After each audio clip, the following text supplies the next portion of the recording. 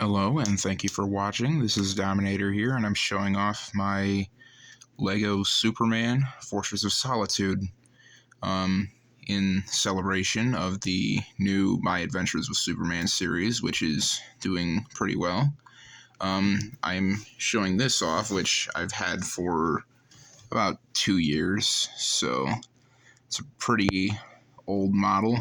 I like displaying it on my shelf, and it's one of the crown jewels on my shelf there. So yeah, I'll just be showing it off pieces at a time. So starting off with the minifigures, I have, the Superman and Supergirl. These are the custom Jimmy Olsen and Lois Lane. Jimmy's pretty simple. I just use Steve Rogers' hair, young Han Solo's face, Dick Grayson's sweater, a pair of blue legs, and then a satchel. I think it really captures the look of his kind of dorky character, with kind of fused with his more modern take, where he's, I guess, more laid back. I really like this Lois minifigure, though. I used Peggy Carter's hair, and then I used the cheetah face along with the 2016 BVS Lois Lane torso. And then the way I got her skirt is I took this piece. It's Chirrut Inway's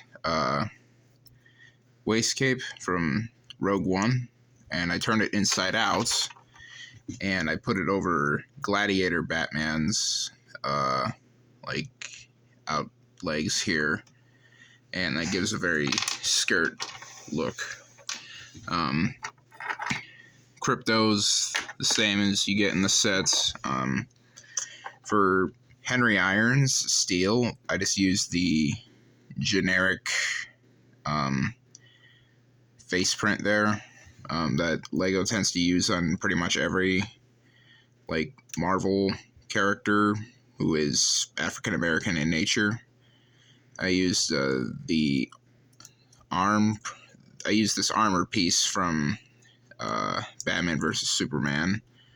I built this custom hammer. It's a pretty simple build. And then the other pieces are from Cyborg. And then I give him the red cape because I prefer how he looks with the red cape. Last figure, Superboy. I gave him Spider-Man's arms and legs, Superman's torso, and then Phil Coulson's head. Alright, now that the minifigures are out of the way, we can finally get into the fortress itself. I'm going to take the camera off the tripod here, and then we'll get into it. So, starting off at the front here, I built this Superman logo. This is kind of supposed to represent the area outside the fortress, which you see in All-Star Superman. I read a lot of Superman comics, as you can see over here, and I was trying to incorporate as many fun little references as possible. Oh my gosh. So, yeah. And I have these. I tried to kind of get a castle shape to it as well. I used ball joint pieces to mount this all in place, and it's very messy on the inside, but you don't see that anyway, so it doesn't matter to me.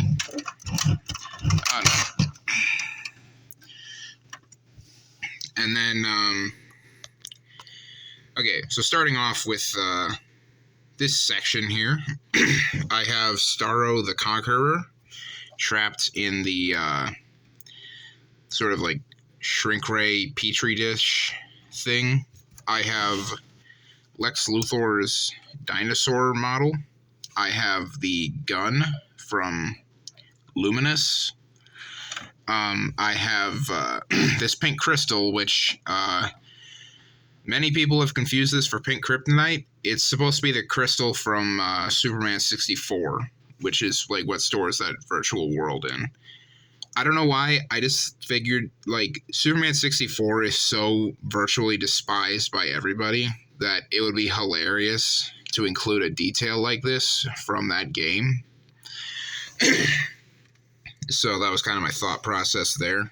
And then I have some animals back here because in the comics, Superman sort of has a zoo area in his Fortress of Solitude of, like, creatures from other planets where their planets have been destroyed. So I thought it would be fun to kind of put not the whole zoo, but like some of them in here. I also have a monkey there to represent Beppo the super monkey. I have the Phantom Zone gun there. I have that figure back there, which is supposed to represent a hologram of Jor-El. And then I have that computer which says Wayne on it. I don't know. That was the only computer print I had. I thought I should just put like some kind of computer in there. So there's that. That is supposed to represent a mother box. And then I have I use the Batman vs. Superman figure there. And then I just put red trunks on it to make it look more like a classic Superman suit. I have General Zod from the collectible Batman movie minifigure series, except I turned it around to make him look like Superman Beyond. And then I have this, which is from the Mighty Micros set. I have this sword here, which is supposed to represent the sword that he uses in Hereafter. And then I have blue kryptonite, gold kryptonite, and then the regular green kryptonite, all in display cases here, so they can't harm him. Obviously, they would be made of lead. And then I have this statue here of Jor-El and Lara holding up Krypton there. And this is actually on jumper studs, so if I need to get back there, it's a lot easier for me. I'll just leave that down for now.